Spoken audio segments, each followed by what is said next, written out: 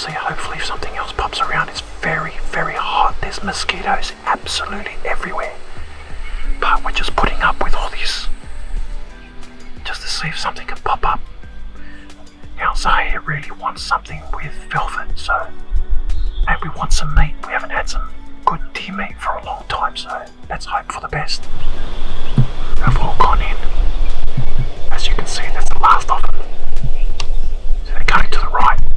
This will give us a chance to work our way down and hopefully see if there's a stag somewhere around, which is what we're looking for.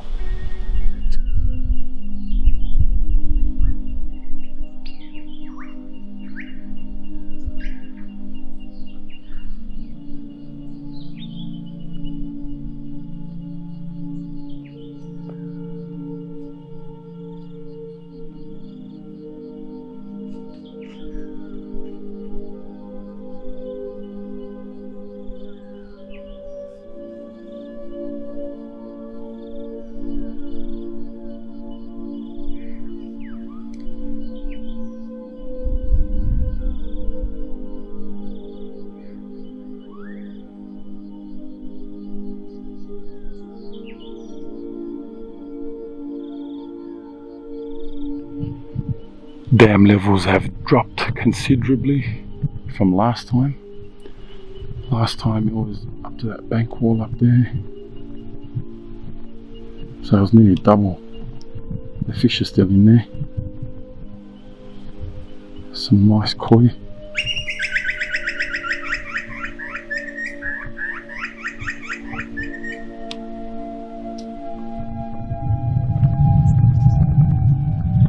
Know where to look, you might spot them, even at a far distance. Let me show you what I'm looking at. Check this out, guys.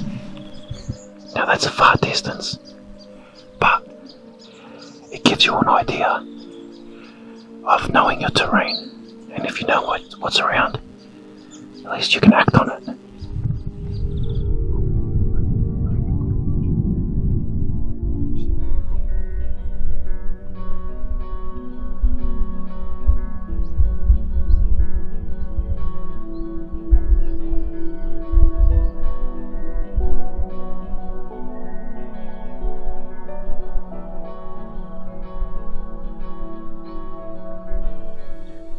Sharp eyes by the Zahunter here. He's spotting a cat, a feral cat, a long distance away as well. Not bad.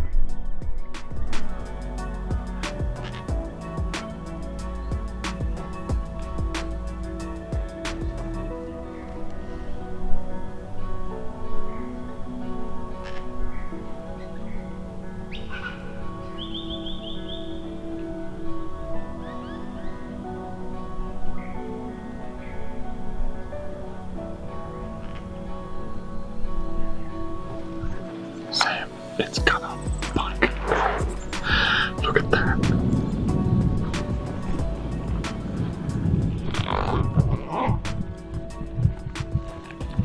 It's gonna come down hard.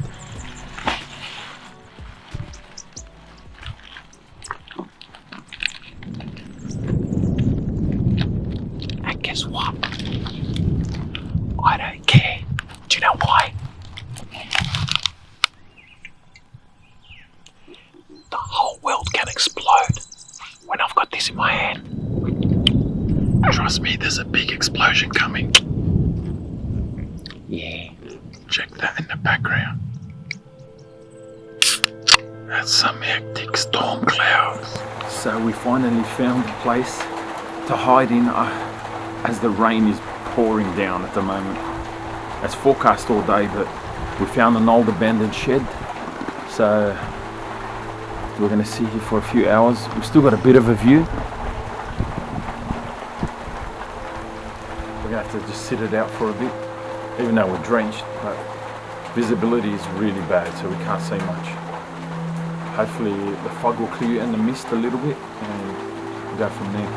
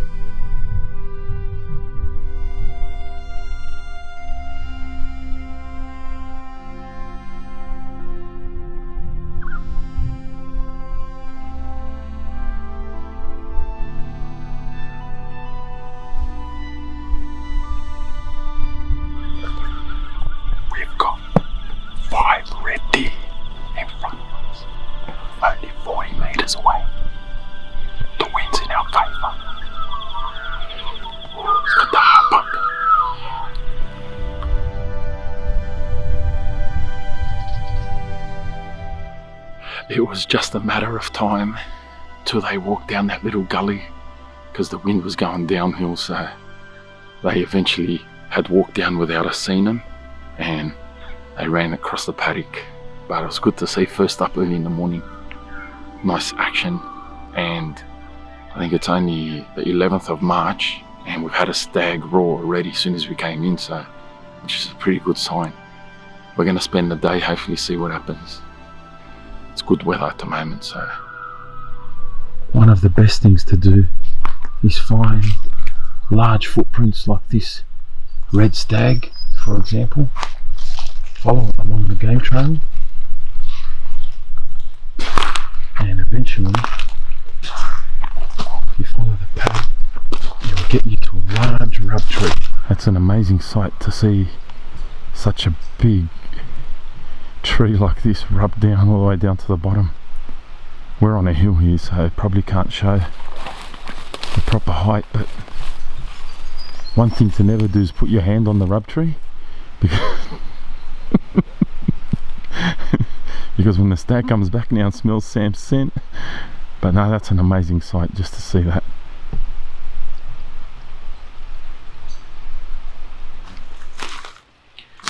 This is what we're looking for, guys.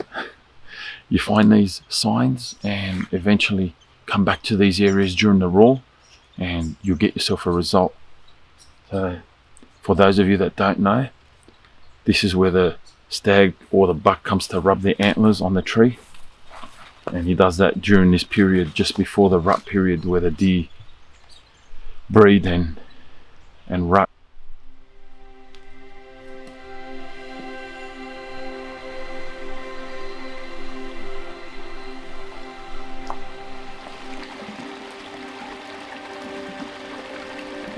Alright, this may look like something's been killed and it looks like blood on leaves, but people are easily fooled. Me myself, I was once fooled the first time I seen it. I thought something had been killed in this area and it looked like bloodbath was right there and you can see them on the leaves. But the problem is that is actual sap dripping from a tree. I'll see if I can zoom that in for you.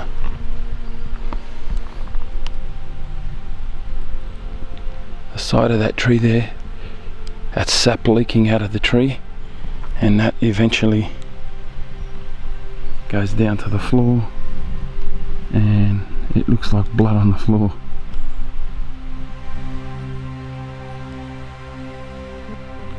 This is another good rub tree we've just located.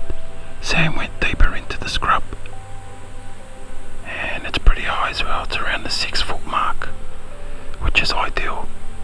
It's perfect terrain in here. There's some nice bedding areas. That's where the stags love to come and bed, on the side of the mountains. Ideal positions there.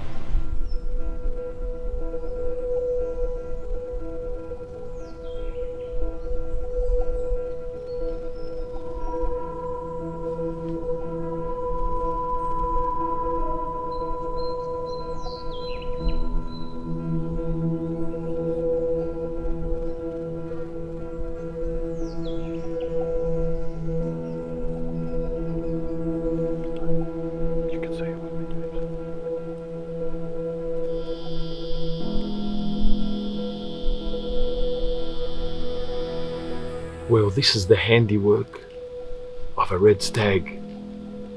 This tree is probably about 3.5 meters tall. It's only a thin tree, but to have power to bend it like this and bend it over with his antlers while he's rubbing shows that this is a dominant and heavy stag, definitely for sure. So the best thing to do in these situations, there's a few game pads here. What we're going to do is we're going to set up these game cams on the trees, and that will give us an indication of what's coming in, the size of the stag, how much deer are coming in. So we're going to set this up on this tree behind me. Like I said, there's a few game pads and that will give us an indication of what's coming in. So now make sure when you're setting the cameras up, step back in the direction where the deer will be coming in from, to make sure you've got it at the right height. That's very important. You don't want to be filming their legs or just their antlers, so We'll see how we go. This beautiful pair of glossy black cockatoos is feeding on this casuarina tree. They eat the nuts of this casuarina tree that it produces, and that's the male there.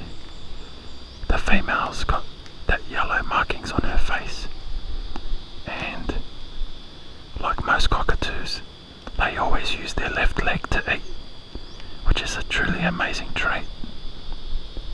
But it's beautiful seeing them in the wild. So we've been sitting for the last 3 hours patiently, and these red deer are like ghosts in the forest. About an hour ago we heard 2 stags fighting, and we heard boulders fall down. It must have been your refuge one. I think one of the stags flew up for sure, but it's too thick and dense in there for us to go find down. So we're sitting in front of about 4 rubs here, and they're considerable rubs. They're like really rubbed high, and they've broken the branches and trees. They've bent them over to the floor, so we're just going to sit here and wait it out. It's our best chance, because it's not that time of the year where they're making noise and they're not vocal, even though we heard one coming into the property this morning. But the best thing is to just sit down, wait her out. We've got chairs, we've got food, pretty much relaxed, watching the birds and the wildlife around us, so just sit and wait.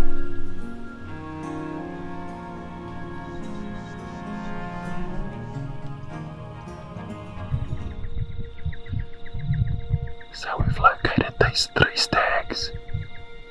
There was about, I think, 8 or 9 hinds with them, and they've just sat down now. The problem is we're sort of in the open of all this bracken fern. We can't move much. And the females are all down there now, in that grass area. So the thing is, if we move, we're sort of done. We're hoping a bigger stag pops up.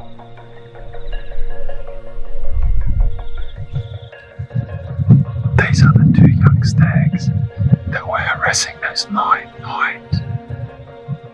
They've decided to leave them up, and they've come out to feed on the open grass. The feed's a lot more better there. In between the bracken fern there is feed, but that's probably the best of the grass there is on the property.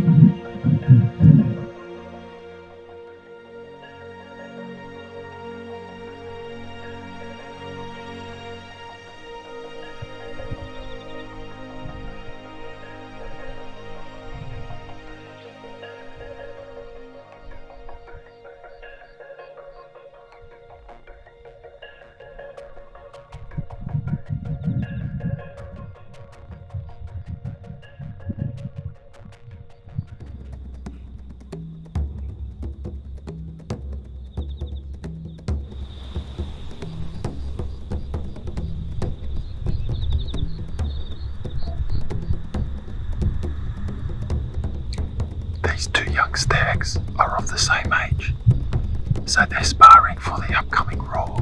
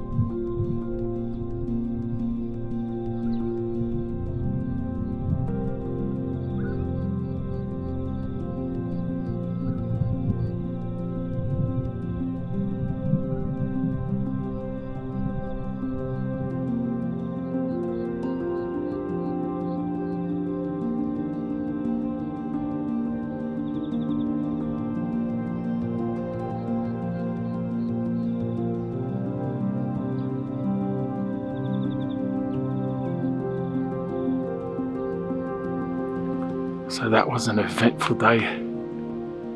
We've seen so much deer today, and the wildlife was spectacular. A lot of birds, the glossy black cockatoos, the nice eastern yellow robin, and the amount of deer was amazing. Those 3 stags at the end were a bit of fun just to finish the day off. So we're walking back now, which I call a very successful day actually, even though, you know, we never took anything for meat or yeah, it was just beautiful being out here, better than being at work. You know, the bush is a beautiful and relaxing place to be. So it's only the first trip of the 2020 Raw, so we'll see what happens from here.